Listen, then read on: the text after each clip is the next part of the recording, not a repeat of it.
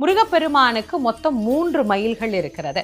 உலகத்தை வலம் வருவதற்காக பிரணவத்தை மயிலாக்கி பிரணவ மயிலோடு உலகத்தை வலம் வந்தார். அதுதான் முதல் மயில். அதற்கு மந்திர மயில் அப்படின்னு பேர்.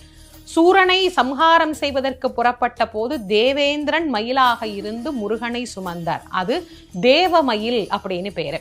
அசுரனை சம்ஹாரம் பண்ணின பிறகு சூரன் சேவலாகவும் மயிலாகவும் மாறி முருகப்பெருமானை தாங்கி கொண்டார். அந்த மயிலுக்கு அசுரமயில் அப்படின்னு பேரு.